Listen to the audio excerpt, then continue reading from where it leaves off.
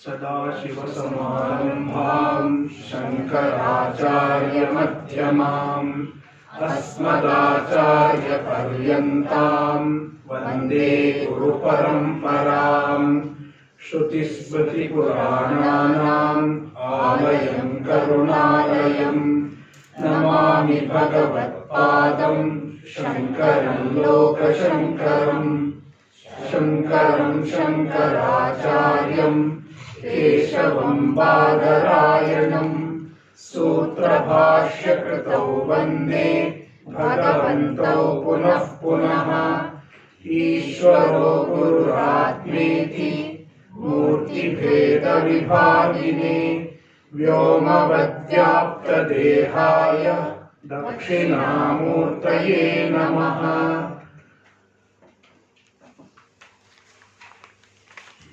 सर्गस्थितिप्रलयहेतुमचिन्त्य शक्तिम्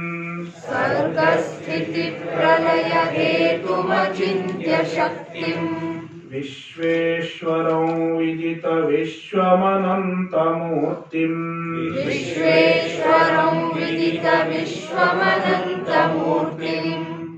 निर्मुक्तबन्धनमपारसुखाम्बुराशिम्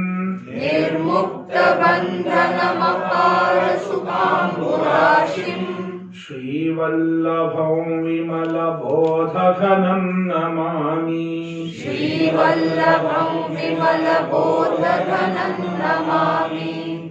यस्य प्रसादादहमेव विष्णुः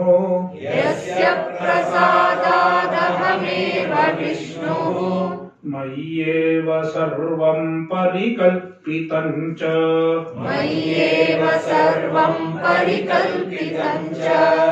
इत्थं विजानामि सदात्मरूपम्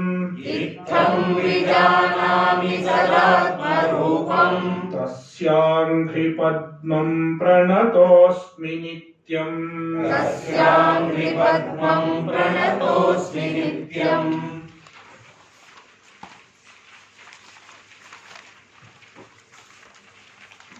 श्लोका 35 जीवात्मना प्रवेशश्च नियन्तृत्वं च तान् प्रति श्रूयते यस्य वेदेषु तद्ब्रह्मेत्यवधारय।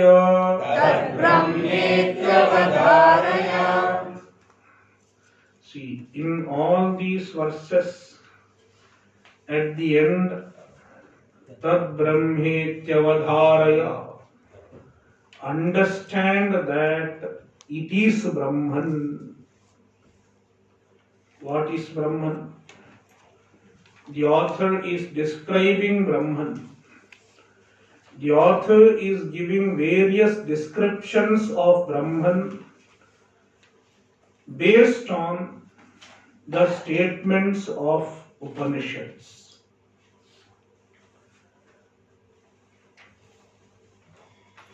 So one of the descriptions of Brahman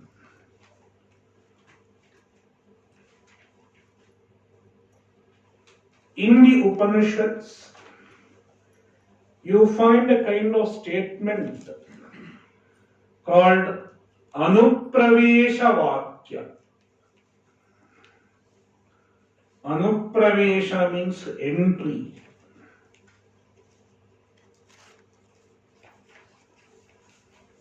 Tat srishtva tadevanupravishat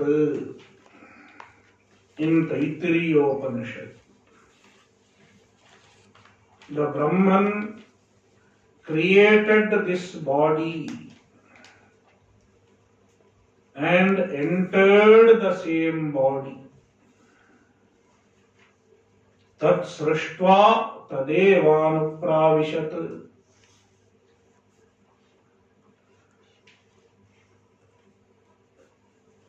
Similar statements occur in other Upanishads also.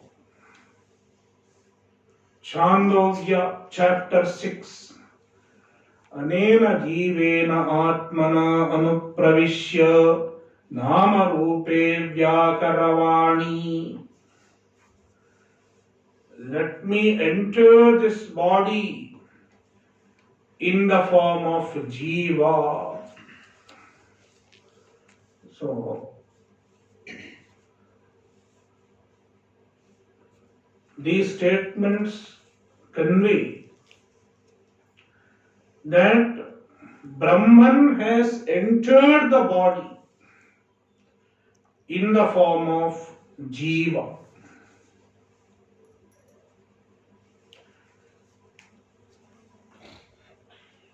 Brahman has entered the body in the form of jiva.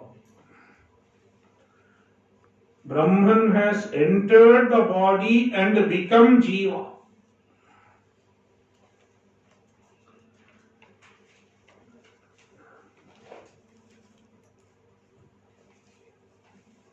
Now, we have to analyze this statement. In fact, this statement is analyzed in various texts by Shankaracharya in his Bhashya. The first question that is asked, how can Brahman enter? To enter something, you should not be there. If someone is entering the hall, that means he was not there in the hall before. Previously, you were not in the hall. Now you are entering the hall. But Brahman is everywhere. The one who is everywhere, you can't say it enters something. It is not possible.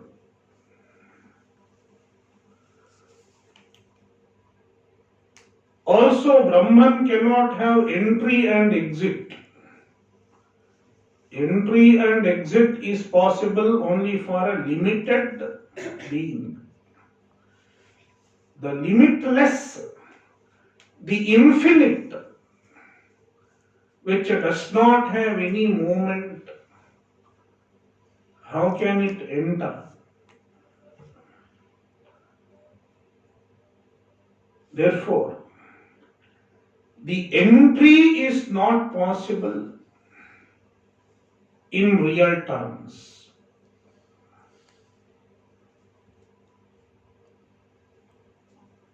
Then how should you understand this statement?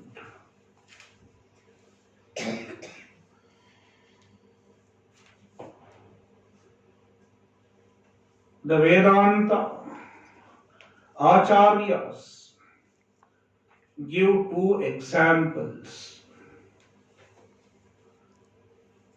One is the example of reflection.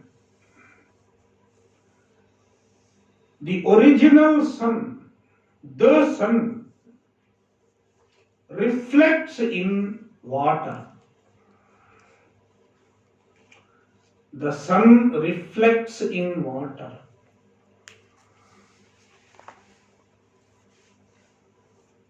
And then you can say the sun has as though entered the water. So what is the sun that you see in the water? It is the sun which is up in the sky. The sun who is in the sky has as though entered the water.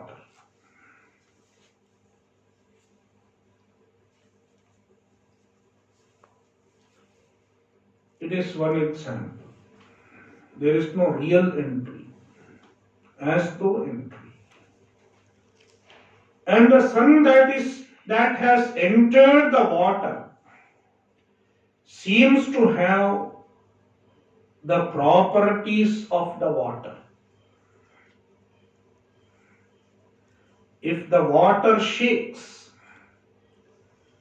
the sun also shakes. If the water moves, the sun also moves.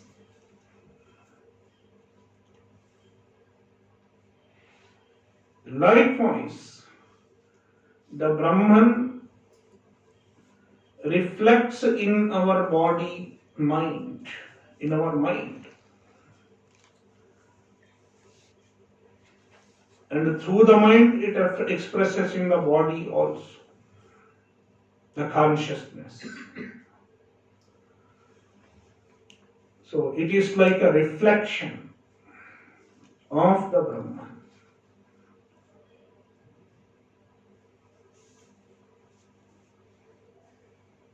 Therefore, the one that you find here as an individual, as a jiva, is nothing other than the Brahman. It is the idea conveyed by the Anupravesha Vakya.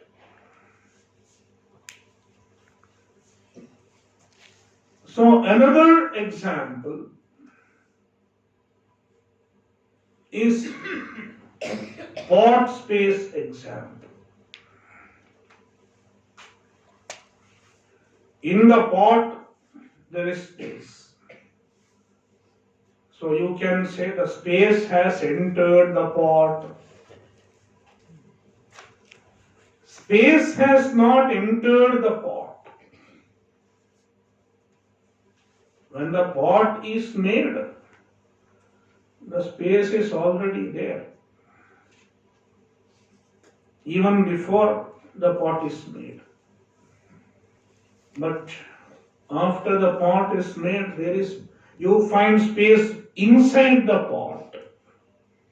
How did it come inside? Entered. As though entry. Therefore,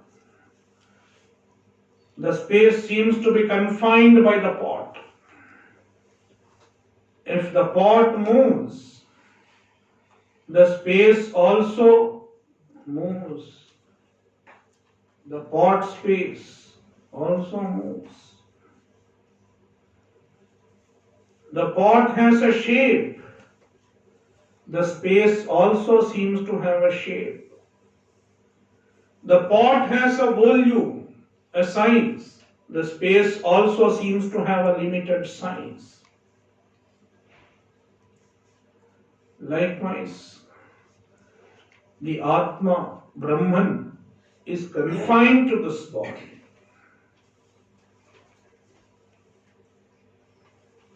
And when it is confined to the body,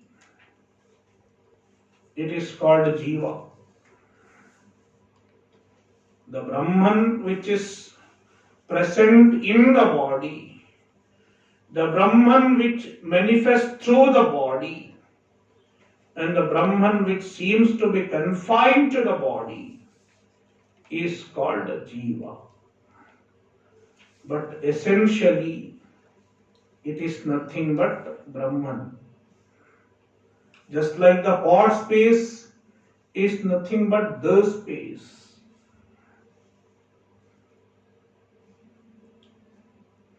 It is the implied meaning of Anupravesha. Brahman entering the body as Jiva.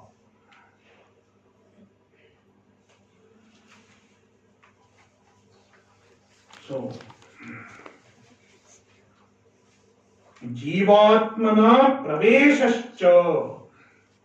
Brahman entering the body as Jivatma. It is mentioned in the Shruti to convey the fact that Jiva is nothing but Brahman. Niyantritvanchatam prati.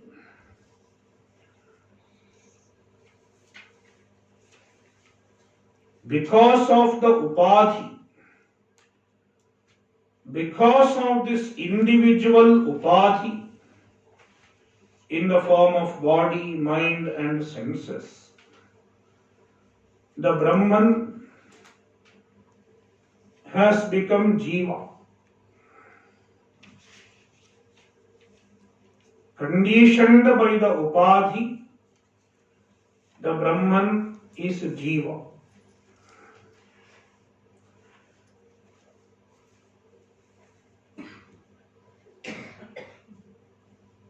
Then there is another upadhi, Maya upadhi. Maya Shakti. It is another upadhi. Because of that upadhi, the Brahman becomes Ishvara, the cause of the universe. So the distinction between Jiva and Ishvara is because of two different upadhis. To understand this with an example, the space has two upadhis. One upadhi is the pot. Confined to the pot has become pot space. The space has become pot space. The pot is an upadhi. Upadhi means an external factor which seems to limit the space. An external factor which seems to condition the space. It is called upadhi. The upadhi does not really affect the space. It is absolutely external to the space. It cannot cause any change in the space, in truth. Any real change it cannot cause. But because of the presence of the upadhi, the space seems to be limited. So now this pot upadhi, because of the pot upadhi, the space is called pot space.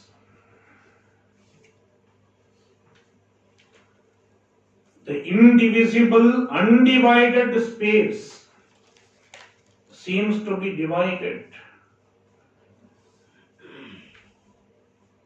seems to be separated from the other space, and it is called pot space. Then there is another upadhi, the room. This big hall upadhi, room upadhi.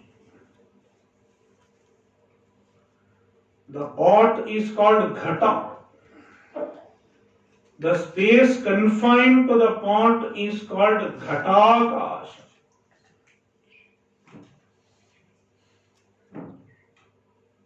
And this building, the building is called matha. This is a matha.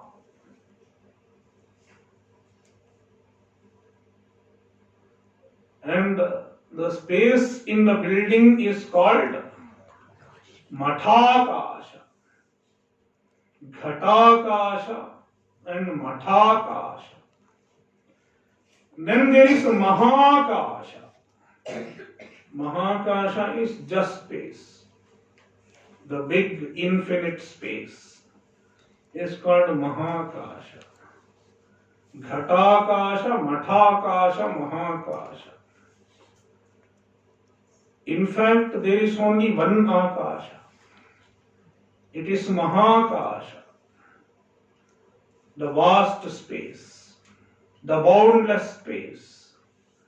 But because of the two upadhis, one has become ghatakasha, another has become mathakasha. There seem to be two spaces, pot space and room space.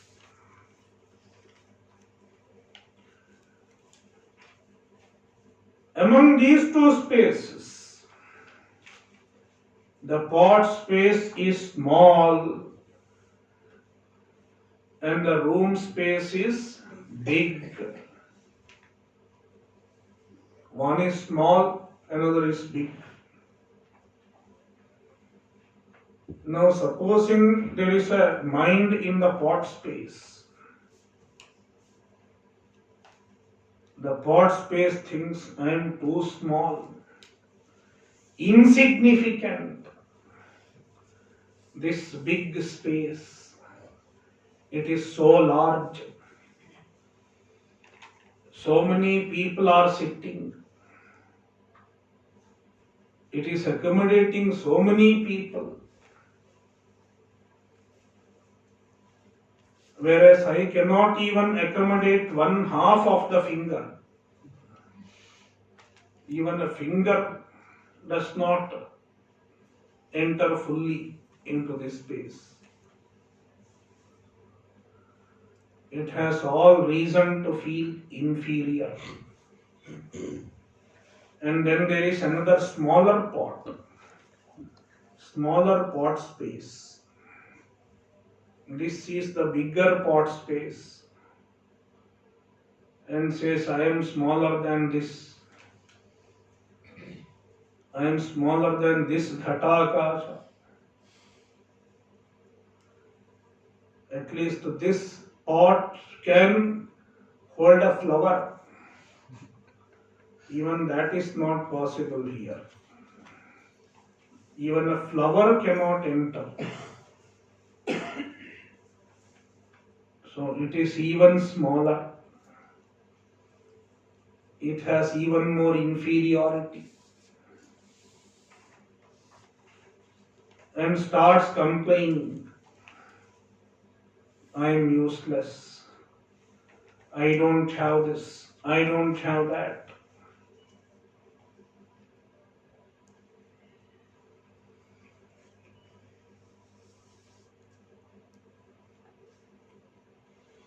But essentially, all these are nothing but one space.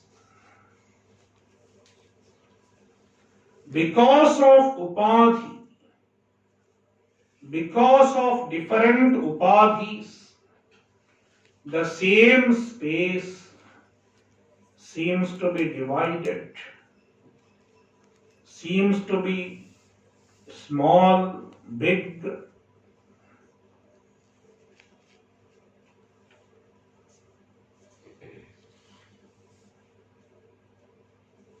Likewise, the same Brahman,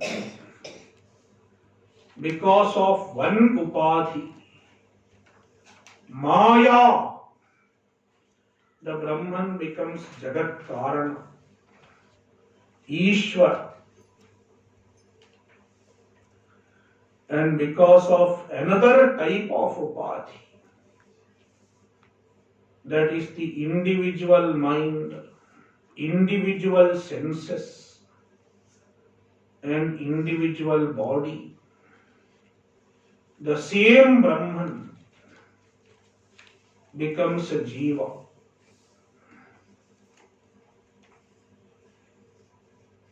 The Brahman confined to this upadhi, it has become a jiva.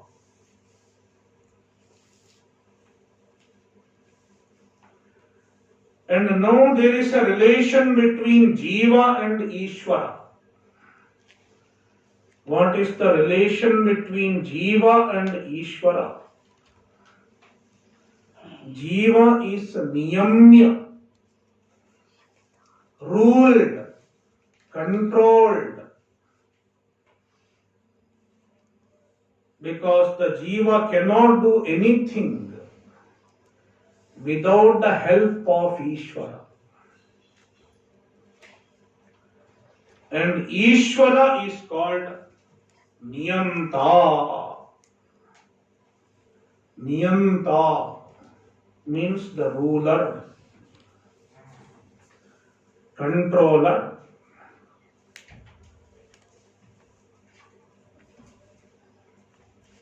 So what the jiva can do, to what extent the jiva can act, the jiva will have freedom, it is all decided by Ishvara.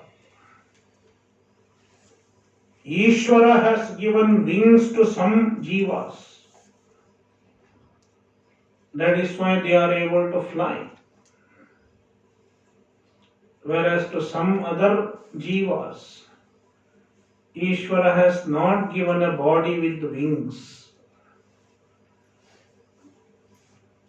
We can only walk.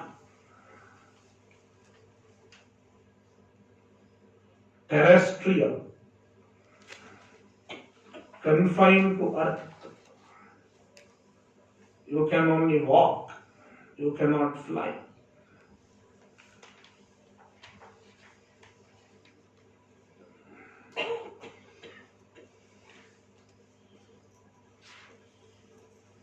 So what a jiva can do, what a jiva cannot do, it is decided by Ishvara to a great extent. Who can speak, who cannot speak, decided by Ishvara. So, Ishvara is Niyanta. The ruler. And the Jiva is Niyamya. Niyamya means ruled. So, because of the difference caused by the two upadhis, there is a Niyamya Niyamaka Bhava, ruler-ruled relation between Jiva and Ishvara. Just like the relation between the room space and the pot space. The pot space is being accommodated by the room space. So the pot space thinks it is accommodated by the room space.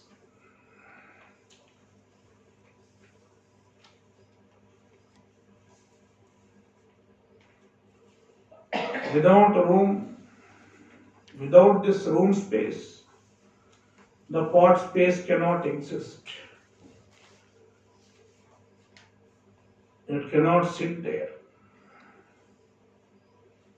The room space is allowing the pot space to sit here. Likewise, without Ishvara, without the grace of Ishvara, the jiva cannot even sit. So, Niyamya Niyamaka Bhava Sambandha. Jiva is Niyamya, ruled by Ishvara. So, Niyantritvam cha tan prati. Tan prati. Towards the jivas. Tan jivan prati. Niyantritvam. The Ishvara has Niyantritva. Ishvara is the Niyanta, ruler.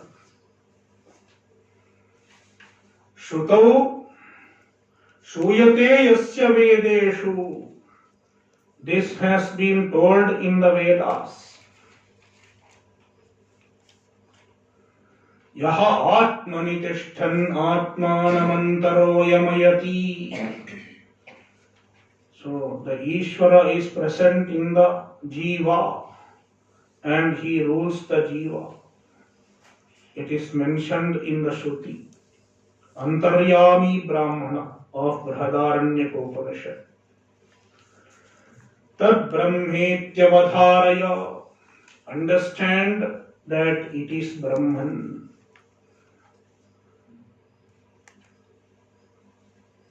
Karmanam phaladātritvam. Yasyaiva shrūyate śrutau. Jīvānām hetu-kartritvam. Tad brahmetyavadharaya.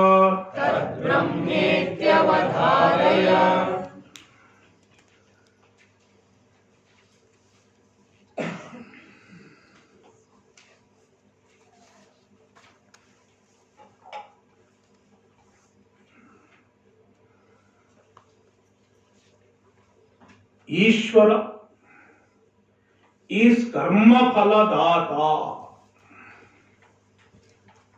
the giver of karma phala, the one who distributes the result of our karmas.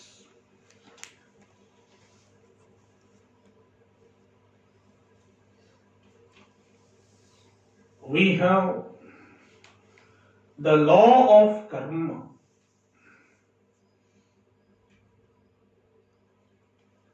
Law of karma is often misunderstood. People think law of karma means fatalism. Oh, it is my karma. Whatever is there in my karma will happen. So, it is misunderstood as fatalism. The Indians believe in karma, therefore they are fatalists. People think so. But in fact, law of karma is the opposite of fatalism.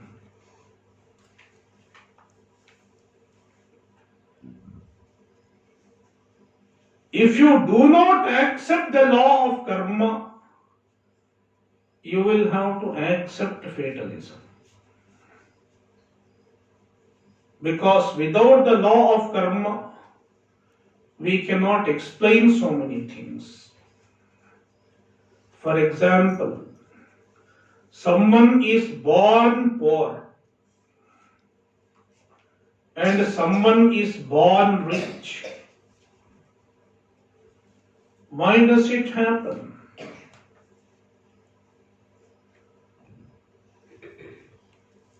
One possible explanation is it is all random. Everything happens by chance. By chance someone is born rich and by chance someone is born poor. If you accept this theory, it means you are accept fatalism. If something happens by chance, that means it is fate.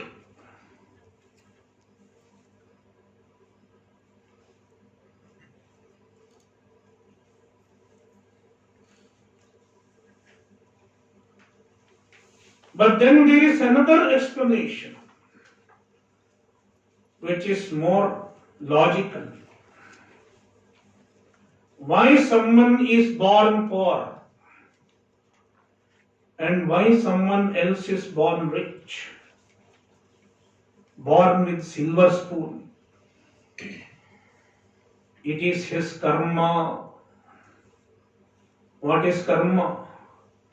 He has done something in the previous janmas and now he is enjoying the result.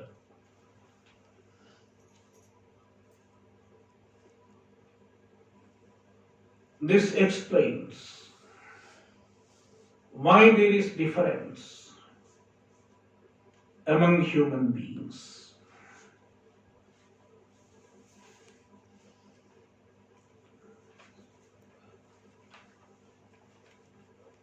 It explains why certain things happen without any visible reason.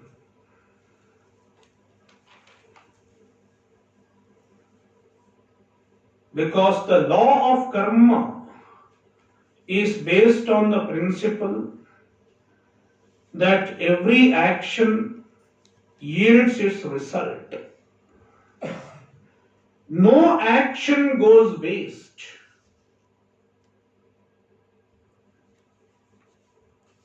Every action gives its result. There is a Newton's law. Every action has an equal and opposite reaction.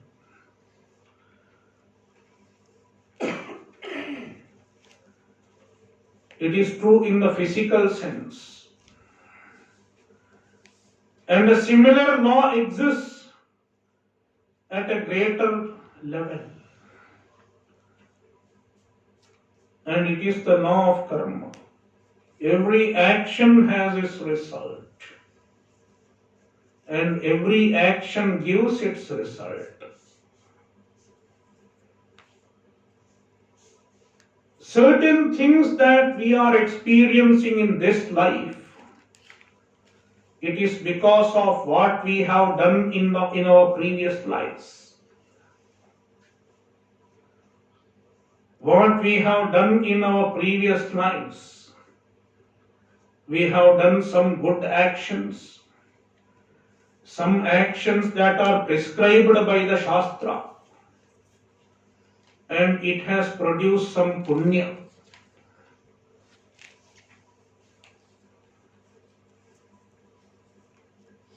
And some evil actions, some actions that are prohibited, and such actions will give papa. Punya and papa, they are not visible immediately.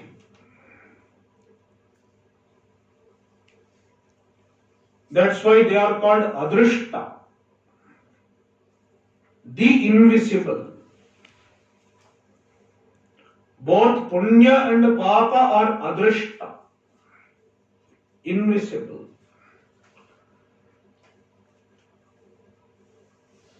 You did some good work, let's say puja. You did puja in the morning. What happened? Nothing visible has happened. But there is something invisible. It has accumulated in your account of karma. It is called punya. You chanted a stotra, Aditya Hridayam. What happened? Nothing visible has happened, but it has produced an invisible result called punya. It is adrishta. Likewise, we do some evil actions. I tell a lie. What happens? Nobody caught me telling a lie.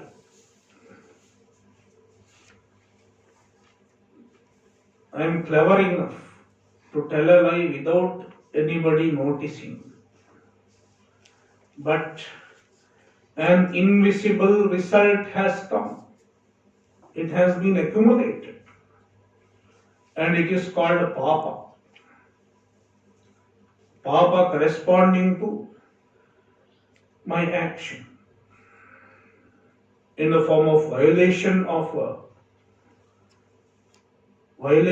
the value. So these punya and papa, they fructify in due course of time. Sometimes they fructify in this janma itself. and sometimes they may fructify in the next janmas also.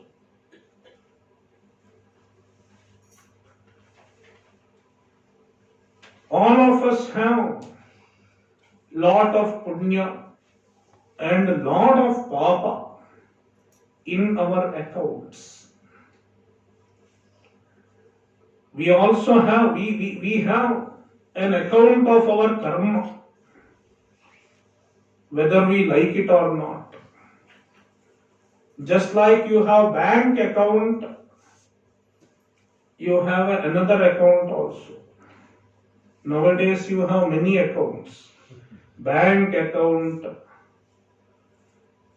email account, Google Gmail account, Demat account.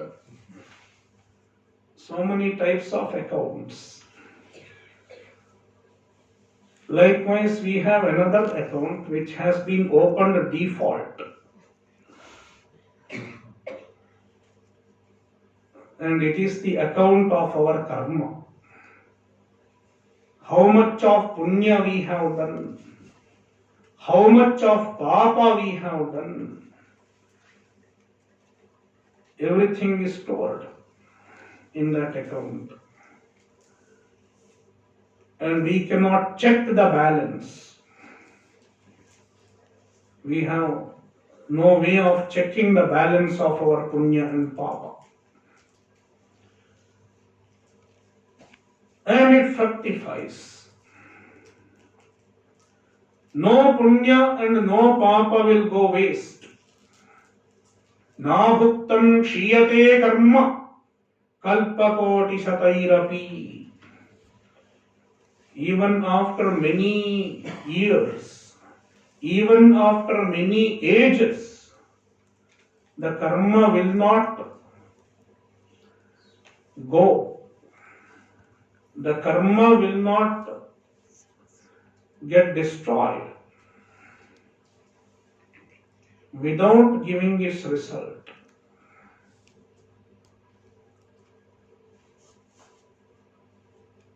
Therefore, everything that seems to happen by chance is not really a chance. It is our karma. We have done something in the past. Likewise, any good action that we are doing now, even this is not going to go waste. It will yield its result in some other time to come.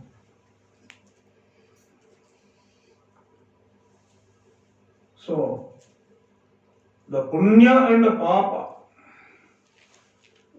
the account of punya and the papa, who is maintaining them? From the Shastra, from the Vedas, we understand that it is Ishvara. Ishvara takes care of our punya and papa account.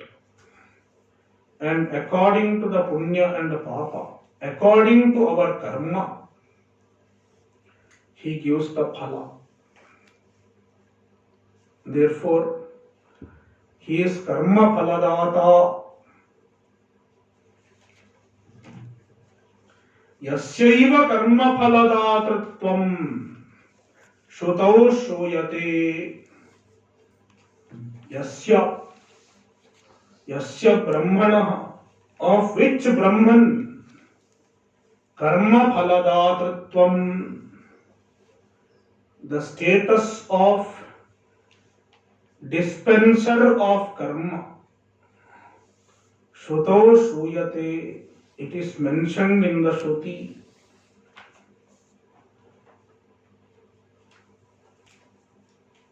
Jivanam hetu kartratvam. He is the hetu karta of the jivas. It is another description of Ishvara.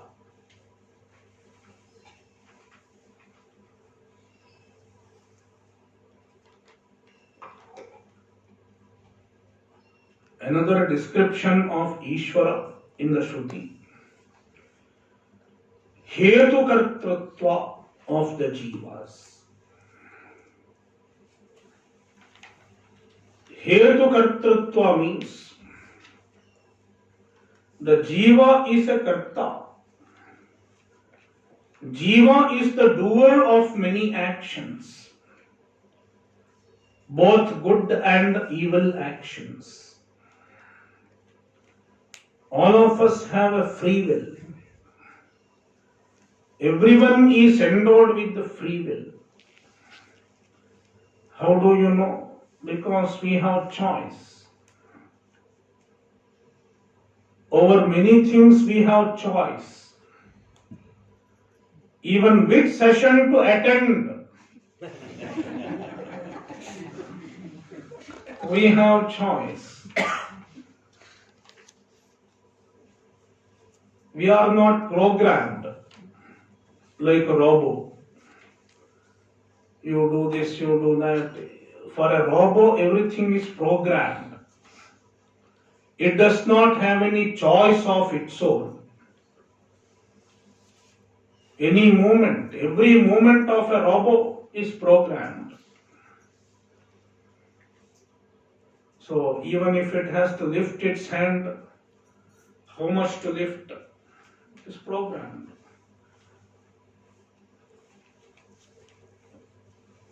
But we are not programmed.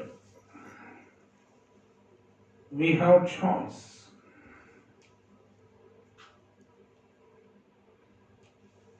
Whether to come to the class or not. And even if we come to the class, whether to concentrate or not. Everything is our choice. Some may concentrate. Some may see their mobile phone, WhatsApp message, election result, sitting here.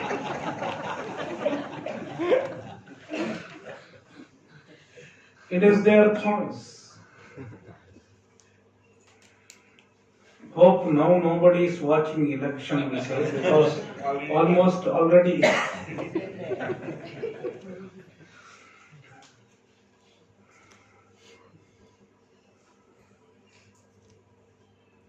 So we have choice about many things.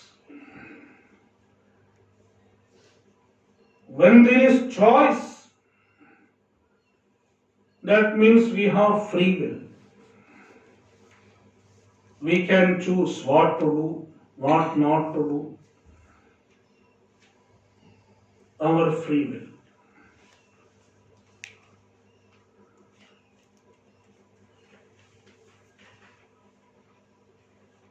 And then there is someone who facilitates our free will also. How much free will we should have. How much choice we should have. Even that is facilitated by Ishvara.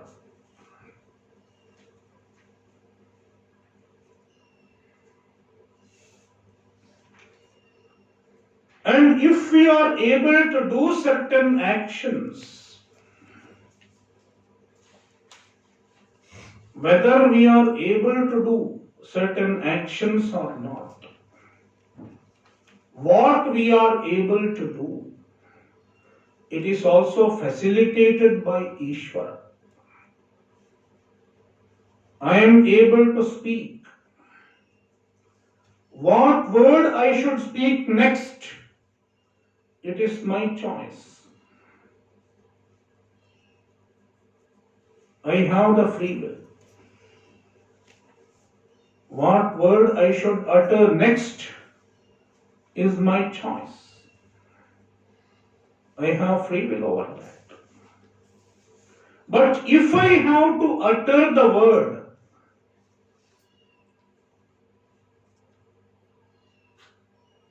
if I have to utter the word,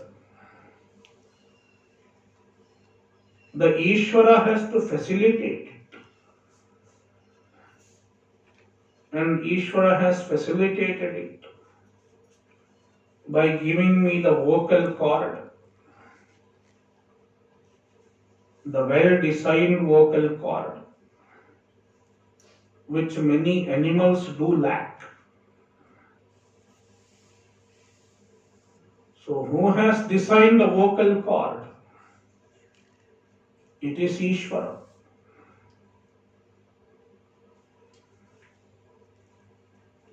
Therefore, Ishvara is the facilitator of all the activities that every jiva performs. Without the blessing of Ishvara, jiva cannot do anything. The jiva cannot even breathe without the blessing of Ishvara.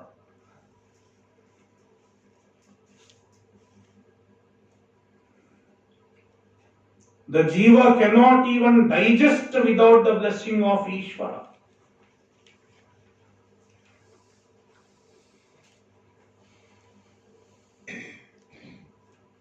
All of us are proud. We earn our own food.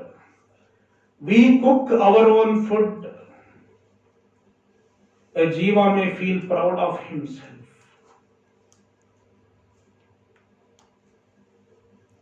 But a jiva cannot do much even as far as eating food is concerned. Even as far as digesting the food is concerned, the jiva cannot do much. Your work gets over once you put the food into the mouth. Who does the digestion? You don't even know how the digestion happens. There is Ishvara digesting the food. Aham Vaishvanaro bhutva praninan deham ashritaha pranapana samayuktaha pachamyannan chaturvidham. So, a lot of activities, even as far as the sustenance of a jiva is concerned, even as far as the sustenance of an individual is concerned, it is done by Ishvara. It is overlooked by Ishvara. Therefore, the Shastra says, Ishvara is the one who makes a jiva do his work. Hetukarta, the facilitator of all the actions that a jiva does, is Ishvara. Esha hyeva sadhu karma karayati tam yam ebhyah lokebhyah urdhvam unninishate. Esha eva asadhu karma karayati tam yam ebhyo lokebhyah adho ninishate. The Shruti says, all the good activities that we perform, all the virtuous actions that we perform are because of the grace of Ishvara. Without the grace of Ishvara, we cannot perform any virtuous action. Therefore, every virtuous action that we do, we have to look upon as the grace of Ishvara and surrender it to Ishvara. Likewise, every unrighteous action that we do, when we do an unrighteous action, we are misusing the privilege that Ishvara has given us.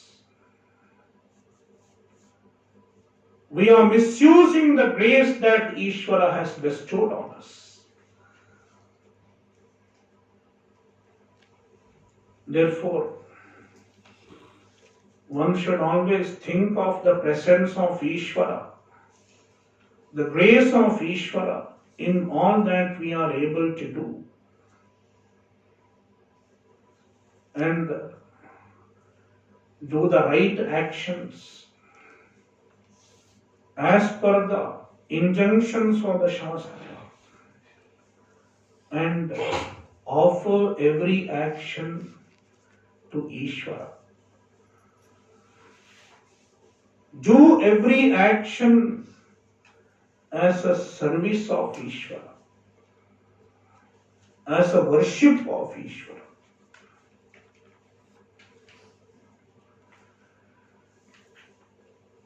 So with this, the description of Tatpadartha has come to an end.